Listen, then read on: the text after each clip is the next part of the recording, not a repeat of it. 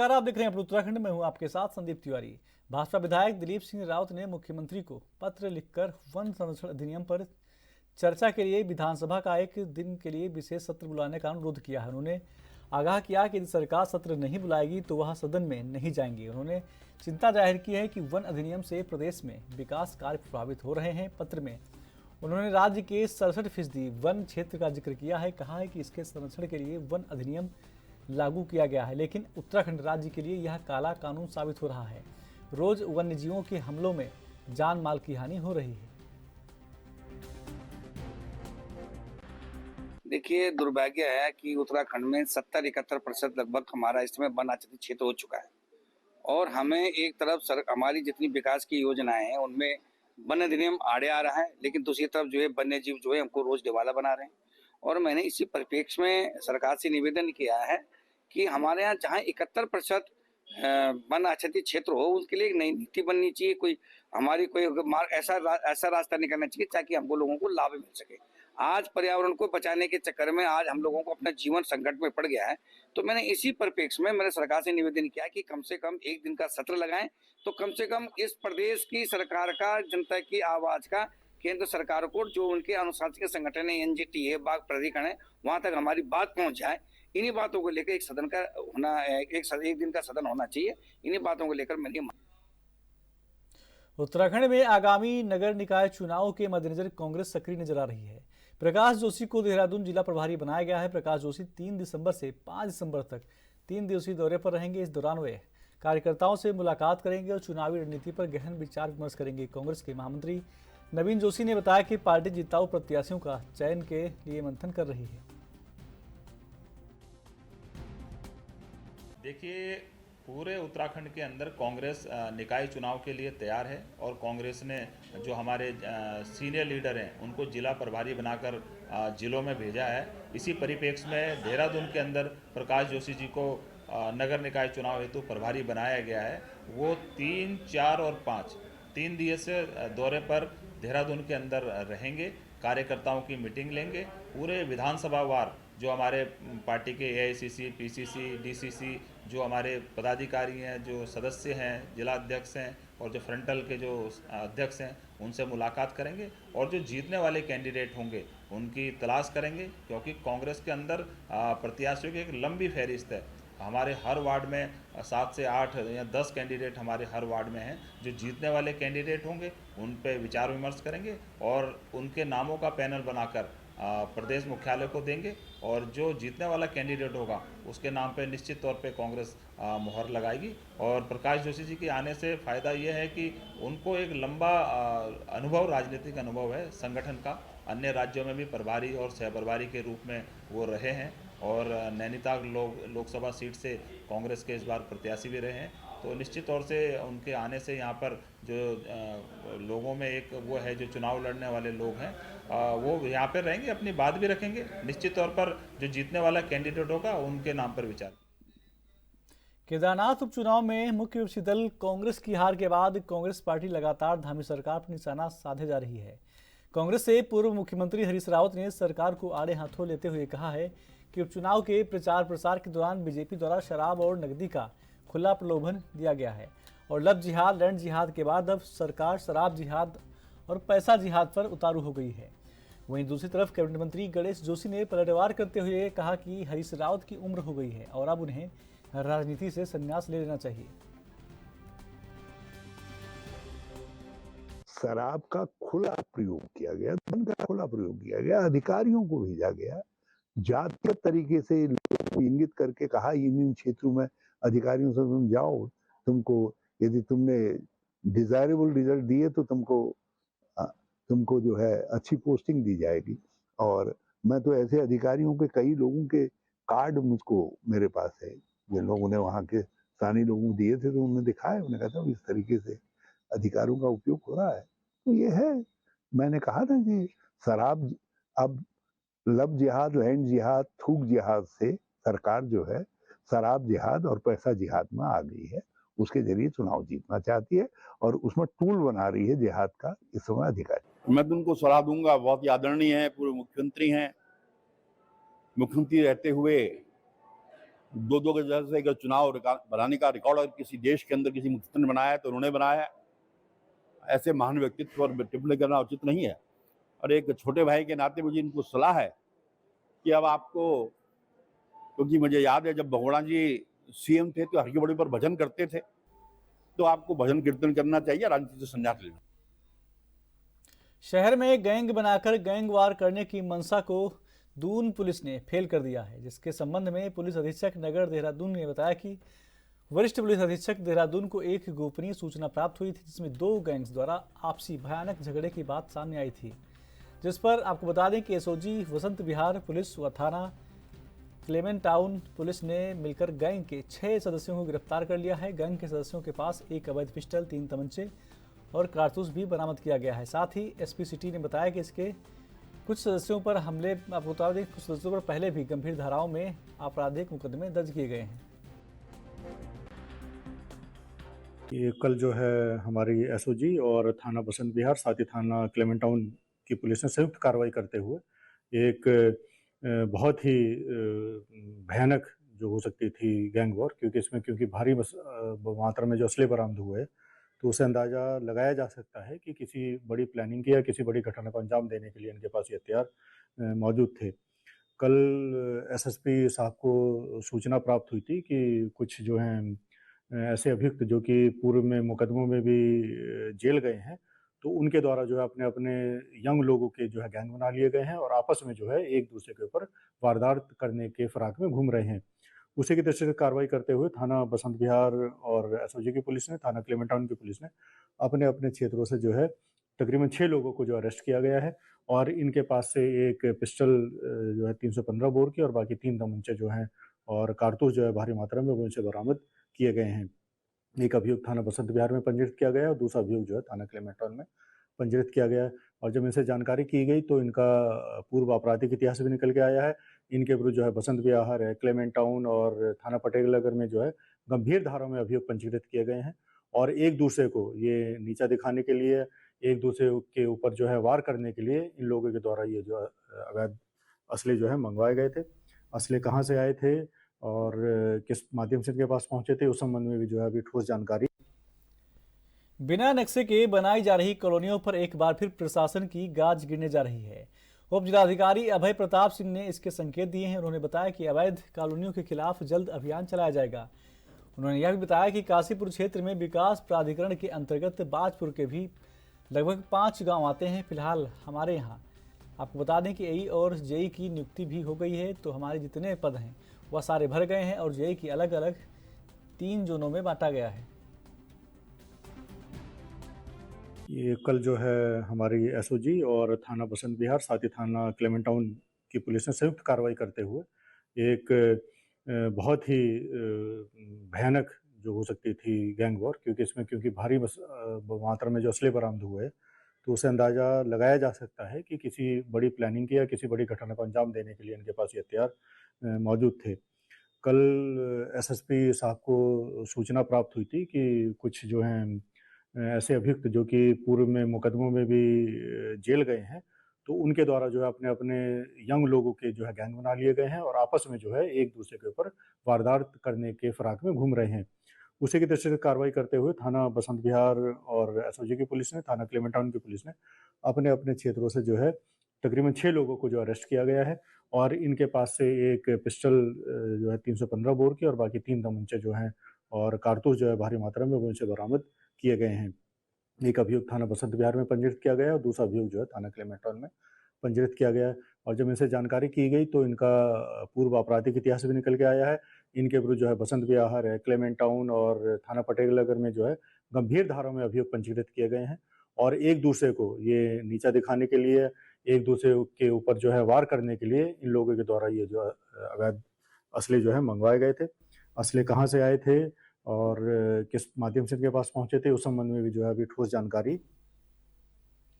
उत्तराखंड में निकाय चुनाव को लेकर पार्टियों ने तैयारियां शुरू कर दी। इसी को लेकर देहरादून जिले के कांग्रेस नगर निकाय प्रभारी प्रकाश जोशी देहरादून पहुंचे। इस दौरान कार्यकर्ताओं ने फूल मालाओं से उनका स्वागत किया। उत्तराखंड कांग्रेस मुख्यालय पहुंचने पर प्रकाश जोशी ने कहा कि सरकार अभी चुनाव की तिथि घोषणा उसने नहीं की है, आपको बता दें कि लेकिन कांग्रेस पूरी तरह से तैयार है।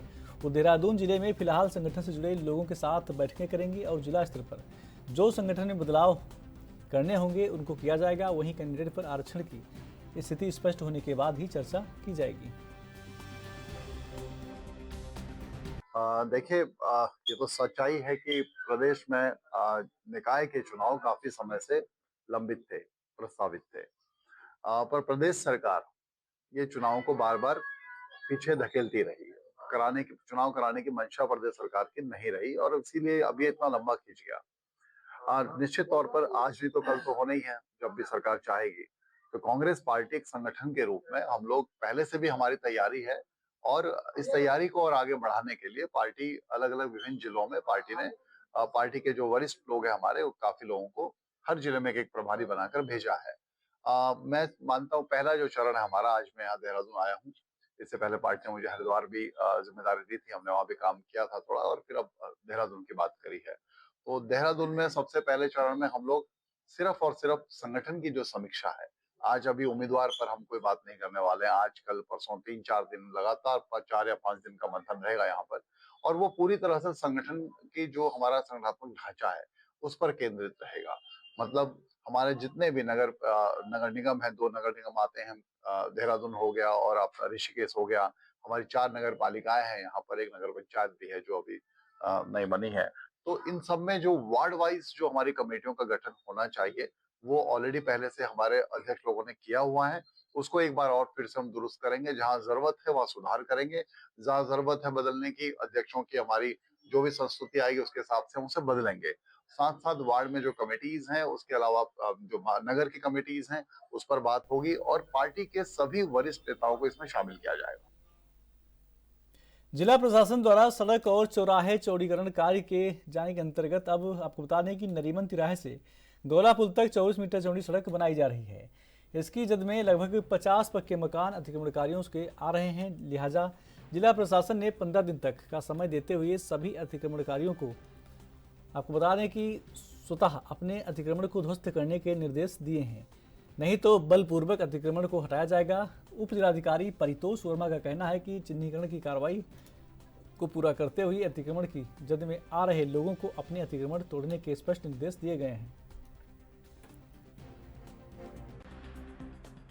नारीमन तिराहे से घोला पुल तक का रोड है, वो NHA के पास है और इसकी कुल चौड़ाई 24 मीटर है ROW के साथ। तो इस रोड को 24 मीटर चौड़ा करने के लिए चिन्हीकरण कर दिया गया है और लगभग 50 मकान के आसपास इसमें चिन्हित किए गए हैं और जो भी अतिक्रमणकारी हैं इनको 15 दिन का समय दिया गया है खाली करने के लिए। यदि ये खाली नहीं करते हैं तो इनको नियमानुसार कार्रवाई करते हुए हटवा। खबरें और भी हैं, छोटा सा ब्रेक।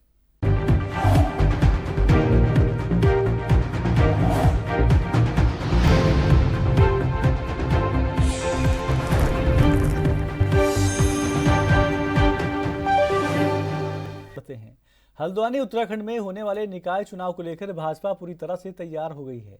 बताया जा रहा है कि इस माह के अंत तक चुनाव संपन्न हो जाएंगे, जिसको लेकर भाजपा पूरी तरह से तैयार दिखाई दे रही है। इधर भाजपा अनुसूचित मोर्चा के प्रदेश अध्यक्ष समीर आर्य ने कहा कि निकाय चुनाव को लेकर भाजपा पूरे तरीके से तैयार है। शीघ्र ही आरक्षण लिस्ट जारी होने वाली है। उन्होंने कहा कि भारतीय जनता पार्टी निकाय चुनाव में अपने योग्य एवं जिताऊ प्रत्याशियों को टिकट देगी और पार्टी प्रदेश के सभी निकायों में बड़ी जीत हासिल करेगी। निकाय चुनाव को लेकर के हम पूरी तरह से तैयार हैं। जिस पल भी सरकार के द्वारा चुनाव की घोषणा की जाएगी और बहुत जल्द ही चुनाव होंगे, ऐसी सारी तैयारियां पूर्ण की जा चुकी हैं और भारतीय जनता पार्टी परिवार अपने पूरी, जैसे कि हमेशा ही चुनाव की तैयारियों में रहता है और हम जिस तरीके से कार्यक्रम हमारे पूरे प्रदेश में चलते हैं उसमें हमें किसी नवीन तैयारियों की आवश्यकता नहीं होती है। भारतीय जनता पार्टी का काम और सरकार का काम माननीय पुष्कर सिंह धामी जी के नेतृत्व में जिस प्रकार से पूरे प्रदेश के अंदर जो तीव्र गति से काम हो रहा है, माननीय प्रधानमंत्री जी के नेतृत्व में जो कार्य किया जा रहा है वो वास्तव में ऐतिहासिक कार्य है और हम पूर्ण रूप से तैयार हैं। जल्द ही निकाय चुनाव की घोषणा होगी और मैं पूर्ण विश्वास से कहता हूं कि सारी के सारी निकाय चुनाव में हमारे चाहे महापौर हों, चाहे हमारे नगर पालिका, नगर पंचायत, सभासद या जितने भी होंगे, हमारे लगभग सारे लोग हमारे जीत करके आने वाले हैं। नगर निगम हमारे सारे के सारे हैं, भारतीय जनता पार्टी में सारे कार्यकर्ता योग्य हैं और उनका भारतीय जनता पार्टी का जो संगठन है सभी कार्यकर्ताओं पर अपनी निगाह रखता है और मुझे पूर्ण विश्वास है कि भारतीय जनता पार्टी परिवार जो है अपने योग्य प्रत्याशियों को आगे लाएगा और कार्यकर्ताओं का जिनको समर्थन होगा और कार्यकर्ताओं के जिनके पक्ष में मत होगा उन्हीं को आगे लाया जाएगा, ऐसा मैं विश्वास रखता हूं। और जल्द से जल्द आपके बीच में नगर महापौर और सारे के सारे प्रत्याशी आपके बीच में होंगे और बहुत जल्दी उसके बाद भी वो समय आएगा जब हम लोग इस चुनाव जीत करके महापौर के और सारे नगर पंचायतों के हम चुनाव जीत चुके होंगे। देखिए, इच्छा राजनीतिक क्षेत्र में जो व्यक्ति कार्य करता है वो पूर्णतः इच्छा सदैव अपने चुनाव लड़ने की रखता है, लेकिन संगठन सर्वोपरि है। संगठन का जो आदेश जो निर्देश होगा उसके अनुसार हम संगठन सिपाही की तरह संगठन के आदेशानुसार उसका अनुपालन करेंगे। हल्द्वानी विधायक सुमित प्रदेश में राज्य सरकार पर जिला पंचायत अध्यक्षों को प्रशासन आपको बता दें कि नियुक्त किए जाने पर सवाल उठाते हुए कहा कि यदि सरकार ने जिला पंचायत के अध्यक्ष को ही प्रशासक बनाना था तो ब्लॉक प्रमुखों में क्या कमी थी, वहीं प्रधानों को भी प्रशासक क्यों नहीं बनाया गया। विधायक सुमित प्रदेश ने कहा कि यह सोचे समझे षड्यंत्र के तहत सरकार के द्वारा किया गया काम है और यह गलत परंपरा भारतीय जनता पार्टी द्वारा शुरू की गई है, क्योंकि ज्यादातर जिला पंचायत सदस्य भारतीय जनता पार्टी से जुड़े हुए हैं, इसीलिए पूरे प्रदेश के जनप्रतिनिधियों में इस सरकार के खिलाफ रोष व्याप्त है।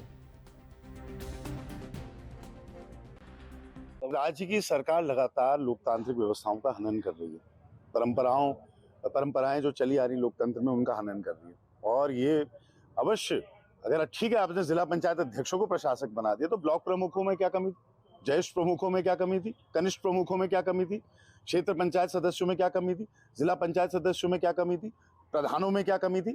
आप सभी को बना दीजिए प्रशासक। और मैं तो ये कहना चाहता हूँ कि हल्द्वानी के हमारे मेयर साहब में क्या कमी थी, मेयर साहब को भी प्रशासक बना देते नगर निगम का। ये तो ऐसी व्यवस्था थोड़ी ना होती, जब कार्यकाल समाप्त हो गया तो समाप्त है। आपने प्रशासक वहां पे बैठाकर एक बहुत गलत संदेश दिया और ये फांसीबाद तरीका जो भारतीय जनता पार्टी का राज करने का उसका ये साफ चाल चरित्र और चेहरा है। बिल्कुल पहली बार हुआ, गलत बात है। आप चुनाव समय पे कराइए ना, हम ये थोड़ा कह रहे हैं।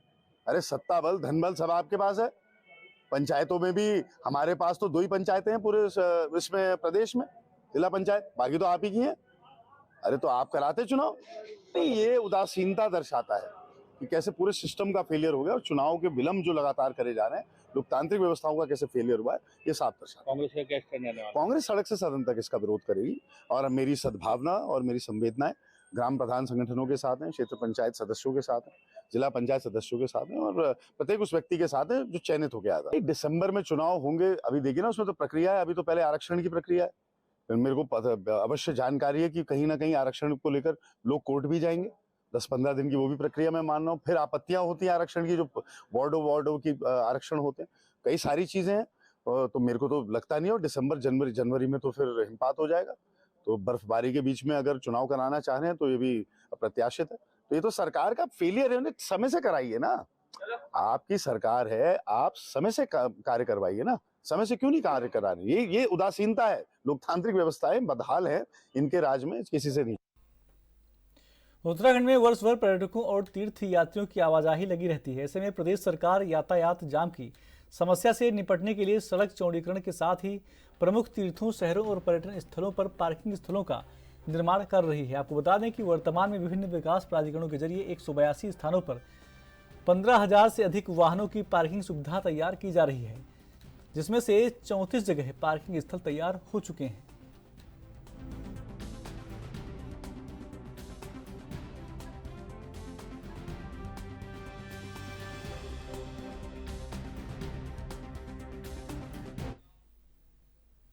पूर्व कैबिनेट मंत्री और वरिष्ठ कांग्रेस नेता नवप्रभात ने जिला पंचायत अध्यक्षों को प्रशासक नियुक्त किए जाने पर सवाल खड़े कर दिए हैं। उनका कहना है कि सरकार यह कदम विधि सम्मत, आपको बता दें कि उनका कहना है कि सरकार यह कदम विधि सम्मत नहीं है, इससे संविधान के तहत किए गए प्रावधानों का उल्लंघन हुआ है। उनका कहना है कि राज्य सरकार ने यह कार्य पंचायत में पड़े भारी भरकम बजट को खुर्द करने के लिए किया है। सरकार को अपना यह फैसला वापस लेना चाहिए। उन्होंने सरकार के इस कदम को पंचायत एक्ट के खिलाफ बताया है। जिला पंचायत अध्यक्षों को प्रशासक के रूप में जो एक्सटेंशन प्रदान किया है, मेरा ये कहना है कि वो ना संविधान की व्यवस्थाओं के अनुकूल है, ना वो राज्य के पंचायती राज अधिनियम के अनुकूल है, ना वो हमारी परंपराओं के अनुकूल है। और ऐसी परिस्थिति में जब पंचायती राज के चुनाव की प्रक्रिया शुरू हो चुकी हो, इस प्रकार से राजनीतिक व्यक्तियों को प्रशासक नियुक्त किया जाना पूरी तरह से लोकतंत्र, संविधान की व्यवस्थाओं को खंडित करता है और राज्य सरकार को अपना ये आदेश वापस लेना चाहिए। मेरा अपना मानना ये है कि आदेश केवल इसलिए जारी किया गया कि जिला पंचायतों में बहुत अधिक बजट उपलब्ध है और उस बजट को खुर्द-बुर्द करने के लिए आनन फानन में कल ही जिला पंचायतों की एक बैठक करी गई, जिसमें आगामी पूरे वर्ष का बजट और योजनाएं इन्होंने पारित की।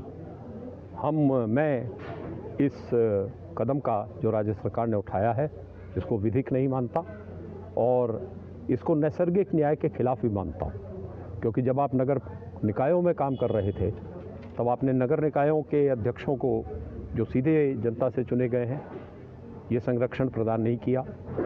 जब आप पंचायतों पे प्रशासक नियुक्त कर रहे थे तब आपने जनता से चुने हुए प्रधानों को भी ये संरक्षण प्रदान नहीं किया। और जब आप क्षेत्र पंचायतों के ऊपर काम कर रहे थे तो आपने क्षेत्र पंचायत के अध्यक्षों को भी ये संरक्षण प्रदान नहीं किया। केवल जिला पंचायत के अध्यक्षों को ये संरक्षण प्रदान करना इनकी दोहरी नीति दिखाता है और ये भी दिखाता है कि इनकी मंशा साफ नहीं है और विधि अनुकूल नहीं। बुलेटिन में बस इतना ही। आप देखते रहिए ANB न्यूज। नमस्कार।